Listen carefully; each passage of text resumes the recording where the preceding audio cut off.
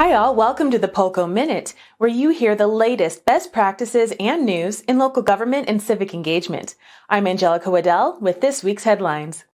First, American Rescue Plan Act funds are here, and local governments are looking to spend those dollars wisely. So let's look back at aligning resources through priority-based budgeting and how community input can help. Priority-based budgeting, PBB, championed by our friends at ResourceX, is a process that helps local governments make budget decisions and allocate limited resources for the most positive impact. Civic engagement and priority-based budgeting fuel, support, and complement each other at every stage. Community feedback is critical for truly understanding overall priorities and values that inform PBB. Polco's online engagement and survey research tools help city leaders with their strategic planning and budgeting efforts. And our platform is timely and easy to use for local governments and makes participation convenient and direct.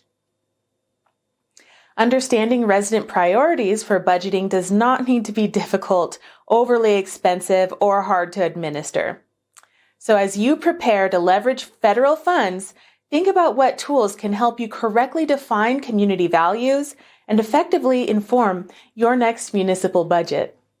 Our next article comes from Engaging Local Government Leaders, where Anne Marie Townsend, City Manager of Lewis, Delaware, shares a lesson on public service inspired by the story of Dr. Anthony Fauci.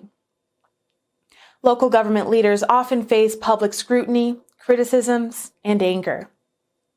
Townsend says dealing with negativity is just part of the job, but after hearing a story on NPR's Radio Lab, she reminds city leaders not to take it personally. Fauci described what he sees as the heart of public service on NPR.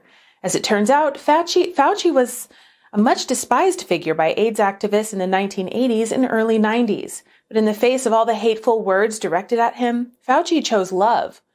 He had become the lead person in the U.S. government focusing on AIDS research. Many people were dying, and progress was not coming quickly enough. A marginalized group, there was a lot of anger and frustration on the part of the gay community at the time. In the eyes of activists, Fauci was the symbol of a government not doing enough. He was called a murderer, sent letters threatening his life, and more.